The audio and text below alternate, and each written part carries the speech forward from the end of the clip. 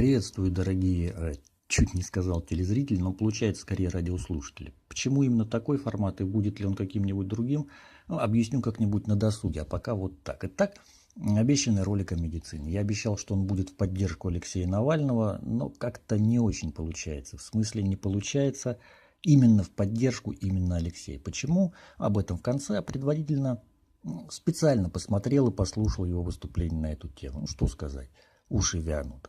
Бла-бла-бла-бла-бла, и больше практически ничего. Алексей говорит о чем угодно, о том, какая медицина в Испании, каков бюджет Москвы, как Алексею хотелось бы, чтобы в России было так же, как в любой европейской стране, по опыту знакомства с Испанией. В общем, сплошная трескотня. Никакой конкретики, если не считать заявления о негодных лекарствах и маленьких зарплатах. А, пожалуй, единственное, с чем можно согласиться, это зарплата. Они действительно маленькие. Правда, лично я не слышал, чтобы в Москве у врача-офтальмолога была заработная плата в 14 тысяч рублей, как это утверждает Алексей. Я даже в этом сильно сомневаюсь. Это меньше установленного в Москве минимума при полной занятости. Поэтому такой ставки, скорее всего, подчеркну, скорее всего, они наверняка просто быть не может. Однако зарплаты действительно маленькие, но к ним мы вернемся чуть позже. Что же до всего остального, то Алексей демонстрирует полное невладение темой. Впрочем, и с этим тоже бог бы с ним. Невладение темой, наверное, уже привычное, возможно, даже обычное состояние Алексея. А пока что я хочу вам кое-что показать, что на первый взгляд вроде бы как вообще не связано ни с медициной, ни с Россией, ни с Алексеем Навальным. Это репортажи из далекой-далекой страны, Перу, где минувшим летом и осенью прошла грандиозная, бессрочная, как ее называли, индефинида, забастовка школьных учителей. Не пожалейте, времени того стоит, и нарезка совсем небольшая.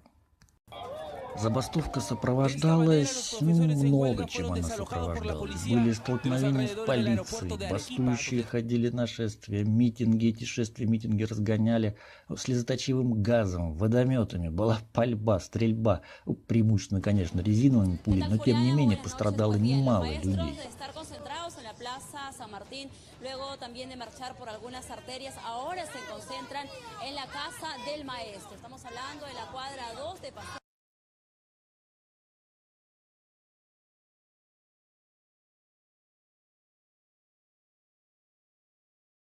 Va a privatizar, la escuela se va a privatizar y ellos no entienden.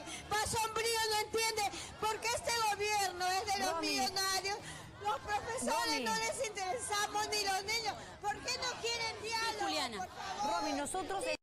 Бастующие перекрывали автомобильные дороги, пытались захватывать аэропорты, разбирали железнодорожные пути, кроме шуток. В Перу не так уж и много железных дорог, но те, которые есть, имеют очень важное, даже стратегическое значение, либо для промышленности, либо для туристической отрасли.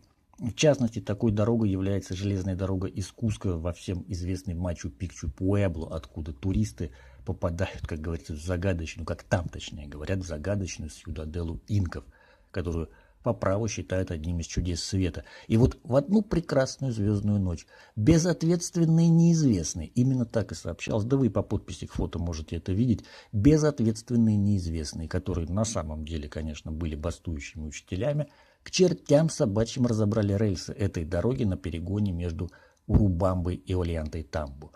К счастью, движение поездов вовремя остановили, никто не пострадал. Однако пару дней спустя, уже на самой станции Оллянтой-Тамбо, это достаточно крупная станция с несколькими путями и маневровыми ответвлениями, при переезде с одного пути на другой поезд таки сошел с рельсов. Вообще-то это не смешно, конечно. Но, к счастью, опять же, без пассажиров, поэтому никто, опять-таки, не пострадал. Кто-то, интересно, кто бы это мог быть, повредил стрелку, а в темноте служитель станционный, отвечающий за эту стрелку, не заметил неисправность. Дошло даже до того, что министр внутренних дел Перу Карлос Басонгрио назвал бастующих учителей террористами, обвинил их в связях с Сендеро Luminoso, кровавая террористическая группировка, но еще сравнительно недавно контролировавшая значительную часть Перу.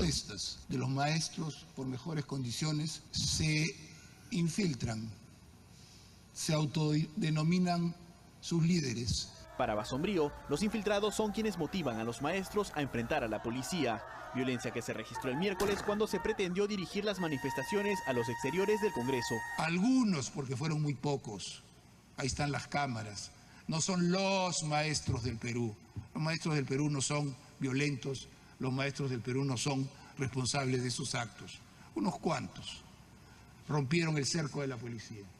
En el aniversario, sé que los provocan constantemente y que ustedes son muy buenos profesionales, pero también son seres humanos. No caigan en la provocación. Eso es lo que ellos quieren. Decir que alguien ha dicho que los maestros son terroristas, díganme dónde alguien ha dicho eso. 1 centímetro de espacio. No hay que darle ningún lugar en la mesa de la democracia. Prensa al respecto. Наконец дошло до того, что с экстренным обращением к нации выступил президент страны Педро Пабло Кучинский. Hoy quiero hablarles de mi gran preocupación por la huelga de los maestros, que lleva ya varias semanas. Afecta a millones de niños en edad escolar.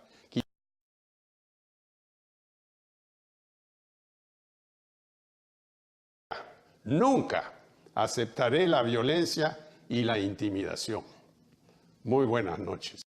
Забастовка продолжалась, а в итоге учителям во главе с членами региональных, скажем так, забастовочных комитетов, на самом деле комитеты по борьбе, не суть забастовочных комитетов, удалось заставить правительство, во-первых, экстренно поднять минимальную заработную плату с 1000 с небольшим солис до 2000. По текущему курсу это примерно $615, то есть 35-36 тысяч рублей. Повторю, это минимум, который отныне положен любому учителю, независимо ни от чего. А во-вторых, средняя заработная плата учителей по стране, опять же, независимо от региона населенного пункта, даже если это малонаселенная область, а человек работает в школе с каким-то там десятком других учеников, например, где-нибудь в джунглях Амазонас, составила 4000 солис, то есть около $1230 по нынешнему курсу или где-то 71 тысячу рублей. Как говорится, сравните с минималкой средней заработной платы учителей в России. В богатейшей России, по сравнению с которой, в общем-то, тоже не бедной ресурсами Перу, все-таки является страной третьего мира, нежданчик, правда? И вот теперь мы резко перекинемся на нашу медицину. Алексей говорил о 14 тысячах зарплаты у московского врача-офтальмолога. Давайте откроем статистику Мосгорстата. По итогам 2015 года, а более свежую годовую, именно годовую статистику Мосгорстат по какой-то загадочной причине не выдает. Но, думаю, эту загадку мы прямо сейчас, возможно, разгадаем. Так вот, по итогам 2015 года средняя заработная плата московских работников сферы здравоохранения составила почти 58 тысяч рублей. Разница, словами Алексея, колоссальная. А теперь давайте откроем ежемесячную статистику. Последняя известная — август этого года. И опаньки. Зарплата уже чуть больше 57 тысяч. Не 58, а чуть больше 57. То есть она за 2 года, получается, снизилась. Или по августам вообще платят меньше. Или как-то так еще. Вообще-то как-то так еще. Но самое любопытное даже не в этом. Самое любопытное — это процент по отношению к августу прошлого года. Зарплата нынешнего составила 110,4% по отношению к августу 2016. Составляем элементарную школьную пропорцию и получаем, что в минувшем августе зарплата была еще меньше 58 тысяч. Она была 51 770 рублей. Разница вообще-то в 6 с лишним тысяч. Конечно, $100 туда, можно сказать, $100 сюда. В общем-то, пустяк. Мелочь, один раз в дешевом ресторанчике посидеть. Понятно, не врачу посидеть, потому что и эти цифры полная брехня, потому что реальность, вот она. Не знаю, сколько получает врач-офтальмолог, но врач-дерматовенеролог, помните Купидмана, врач высшей категории с огромным стажем работы получает в Москве 30 тысяч рублей. Это не 14, да, но это и не 51, и не 58 тысяч. Конечно, кто-то обязательно скажет, что среднее это совсем другое, что многие, хотя откуда он знает, что многие именно. получает больше, но факт остается фактом. В московской системе дерматовенерологии, которую ныне гордо называют научным центром дерматовенерологии и косметологии Минздрава, врач высшей, повторю, категории со стажем в десятки лет получает позорные 30 тысяч рублей. Ну, понятно, что врачи иных категорий с меньшим стажем получают еще меньше. И тут, понимаете, какая штука? Вот это бесконечное вранье о высоких заработных платах врачей, ну это плохо и само по себе, это даже неприлично, но главное совсем в другом. Это вранье очень опасно. Вот вы думаете, откуда взялся этот дикий всплеск дичайшего насилия в отношении врачей? Все эти нападения прямо в кабинетах, непропускание тех же скорых, драки с их экипажами, бесконечная угроза и тому подобное. Я уже молчу об элементарном хамстве, когда люди приходят к врачам и ведут себя откровенно по-свински, требуя, чтобы врач чуть ли из штанов не выпрыгивал, обслуживая пациента. А вот из этого вранья это все и взялось, именно из него. Потому что люди теперь думают, а какая же ты сволочь, я горбачусь за жалкие копейки, а тебе, скотина, государство постоянно прибавляет и прибавляет, лопатой гниду уже гребешь, все никак не нажрешься. И люди озлобляются. Да, люди озлобляются, люди выплескивают эту злобу на врачей и других работников системы здравоохранения. Поэтому настоящими подлинными виновниками всего этого насилия являются наши высокопоставленные лгуны. Да, начиная прямо с президента, с господина Путина, который на всю страну заявляет, что врачи вот-вот начнут получать аж вдвое больше средней заработной платы по своему региону. Это вот-вот уже должно было наступить, и люди думают, они уверены, что оно наступило. Люди уверены, что те же московские врачи получают даже не 50 там с чем-то тысяч, а все 150. Хотя реальность вот такая. 30 тысяч до уплаты подоходного налога. Вот на что зла не хватает. На эту не только мерзкую, но и опасную, смертельно опасную ложь, которой пичкают народ все, начиная с президента и заканчивая всякими мелкими сошками вроде министра здравоохранения, мэра и всяких там чиновников. Даже заявление, будто врачи теперь больше зарабатывают благодаря платным услугам в государственных лечебных учреждениях, это ложь. Знаете, сколько получает врач с каждых 100 рублей таких услуг? От рубля до 2. От 1 рубля до 2 рублей. За месяц прибавка получается просто фантастическая. Рублей 700 за бесконечную нервотрепку. А есть ли еще что-нибудь интересное? Да, есть. Во-первых, это сокращение оптимизации, как у нас говорят, самих лечебных учреждений. Но насколько это неудобно для пациентов, разговор совершенно отдельный. Вы и без меня успели на собственных шкурах ощутить всю прелесть такой оптимизации. То есть, если раньше вы шли в поликлинику, которая находилась в 2 шагах от вашего дома, теперь вы добираетесь до нее на перекладных, на собаках, которым, как известно, 100 верст не крюк. То есть на бешеных собаках, потому что только бешеные собаки, понятно, 100 верст не крюк. Но вряд ли вы задумывались о том, как это сказывается на медицинском персонале. А сказывается очень просто. В виде колоссально возросшей нагрузки. Потому что теперь на одного врача, что бы там ни заявляли с высоких министерских трибун, приходится намного больше пациентов. Настолько больше, что это ни в какие ворота не лезет. При такой нагрузке говорить о качественном обслуживании не приходится вообще. Во-вторых, график. Согласно в том числе и электронным очередям. Благодаря реформе, вот этой реформе в кавычках, отведенное на одного пациента время сократилось просто до неприличия. И это тоже бьет по качеству обслуживания. Добавьте к этому нововведение с электронным заполнением карт, при котором время заполнения тоже строго лимитировано. Добавьте к этому необходимость заполнения бумаг для страховых компаний. Сейчас множество врачей вынуждены работать с документами просто на дому. Это строго запрещено вообще-то, строго запрещено, но иначе вообще никак. Временные лимиты настолько абсурдны, что врач элементарно не успевает ничего сделать. О каком качестве тут можно вообще говорить? Это страшная патагонная система, заложниками которой являются все.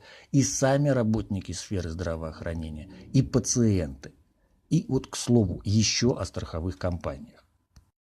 Алексей Навальный утверждает, что якобы с лекарствами швах. Якобы нет современных, качественных, действенных препаратов. Вообще-то это полная ерунда. Все есть. Только в аптеках. Только для людей, лежащих в больницах по полисам обязательного медицинского страхования, или для тех, кто получает лекарства по бесплатным рецептам, Это все недоступно, потому что противоречит политике страховых компаний. Страховые компании вынуждают врачей отказываться от таких препаратов, то есть от действенных препаратов. Страховые компании спускают врачам списки тех препаратов, которые врач имеет право выписывать или использовать.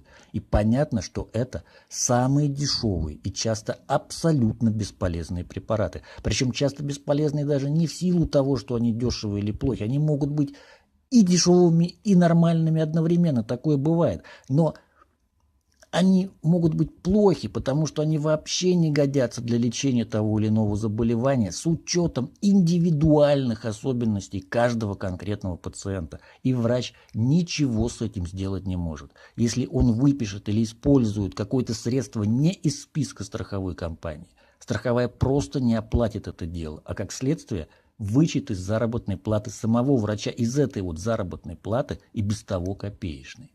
Причем списки постоянно сокращаются. Из них с незавидной регулярностью исчезают разные препараты. Причем исчезают такими темпами, господа, что скоро врачи будут использовать или прописывать только одно средство. Вот это. В просторечии это называется клизмой. И эта клизма будет наполнена просто тепленькой водичкой из-под крана. И вот о чем должен был бы рассказать Алексей, если бы он действительно знал ситуацию, или если он ее знает, действительно хотел бы рассказать правду. Ну а теперь, при чем тут, собственно, вообще перуанские учителя и Алексей Навальный в связке с ними? Господа, никто ничего сверху просто так никогда не меняет. В лучшую сторону. В худшую бывает, в лучшую почти никогда. Везде, будь то Перу, будь то любая другая страна, люди борются за свои права, в том числе и вот так, и забастовками, и акциями протеста, и блокированием дорог, и прочим. Я ни в коем случае не призываю к блокированию дорог или к какому-нибудь вообще насилию. Я даже больше скажу, в России забастовки-то по факту запрещены, и уж для врачей это точно запрещены. Но существуют и другие способы выражать свои требования. И если люди ими не пользуются, если люди только на собственных кухнях трындят о том, как их все достало и какая у них на самом деле маленькая зарплата, то она, эта зарплата, так и будет оставаться вот такой, маленькой. Потому что трындеть о повышении заработных плат с экрана телевизора или на каком-нибудь нафиг никому непонятном форуме – это одно, а реально повышать – совсем другое. И тут, кстати, есть еще один фокус, вот такой – повысить голый оклад. Да подавитесь вы, типа, хотели, получите. И тут же снять все или почти все шедшие к этому окладу надбавки, как это практикуют в той же самой Москве. И о чем Алексей опять же мог бы рассказать, зная он об этом или имея такое желание. Да, так вот, почему я не поддерживаю господина Навального. Не только потому, что он пустой балабол, абсолютно пустой популист, который ничем не лучше любых других популистов, уже находящихся во власти. Даже хуже, он не просто популист, он безграмотный популист, в отличие хотя бы от этих вот грамотных популистов. Я не поддерживаю Алексея в первую очередь потому, что он еще и очень опасный популист. Опасный в прямом смысле, в самом прямом смысле этого слова. Все эти его марши миллионов, или как там это называется, все эти его призывы идти на Кремль и тому подобные безобразия, все эти его подталкивания людей выходить за рамки тех же согласованных митингов, когда ведомые им люди просто бросаются на другие улицы и по факту парализуют их, все это может закончиться очень печально для любого из нас. Не конкретно в целом для всех нас, а именно конкретно для конкретного человека, для каждого, для любого, каждого конкретного из нас. Так как это, например, закончилось для одной перуанской семьи. Посмотрите последний ролик. Я не стал его дублировать, просто перескажу. В нем речь о гибели малыша. Возрастом всего 1 месяц. Его не успели доставить в больницу, потому что вышедшие на дорогу учителя заблокировали эту дорогу, и аналог нашей скорой не смог быстро по ней проехать. Малыш умер. Не прощаясь, господа, я все-таки решил сделать еще как минимум несколько роликов. Просто наболело на кое-какие вещи, поэтому, если вам интересно, все-таки подписывайтесь, чтобы ничего не пропустить. А пока посмотрите видео о малыше, посмотрите и никогда не делайте такого же. Не идите за Алексеем Навальным и за подобными ему людьми. Услышимся. Noticia terrible realmente, porque un bebé de solo un mes de nacido, murió. ¿Debido a qué? Debido al bloqueo de la carretera central por parte justamente de los maestros en huelga. No estamos diciendo que los profesores sean los culpables del fallecimiento de esta criatura, pero miren ustedes lo que puede suceder cuando se bloquea una carretera. La ambulancia que llevaba a este recién nacido, que tenía serios problemas respiratorios, no pudo llegar a tiempo al hospital de Loroya y él perdió la vida. Tenemos la nota. Este médico no pudo hacer nada por salvar a un bebé de solo un mes de nacido y su mirada sombría confirmó a sus padres que lo habían perdido. Pero tan doloroso como la muerte de su hijo fue para estos padres saber que quizá se habría podido salvar si hubiese llegado pronto al hospital de La Oroya, hecho que fue imposible por el bloqueo de la carretera por parte de los maestros en huelga. Oye, que si no ha sido posible, de repente la ambulancia trasladarlo en el tiempo, ¿no? Porque se ha bloqueado la pista, ¿no? Los profesores. De esta manera, el pequeño Jean-Pierre, de solo un mes y días de nacido, se convertía en la primera víctima mortal de este paro de docentes. El cuerpo de la criatura fue llevado por un policía a la morgue para la necropsia de ley. Parece que es un problema respiratorio. Un problema determinable. ¿Este niño de cuántos años es, doctor? Un mes. ¿Un mes? Un mes y 20 días más o menos. Yo le traje su almuerzo a mi esposo. Normal es, regresé a recoger a mi hijita. ¿Cuántos años tiene tu hijita? ¿O hijo? Recién un mesecito.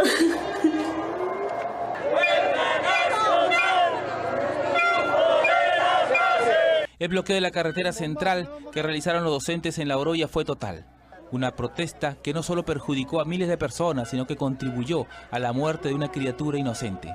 El padre del bebé, Giovanni Pacheco Sánchez, y su esposa pedían terminar con este tipo de actos que en su caso les destruyó la vida.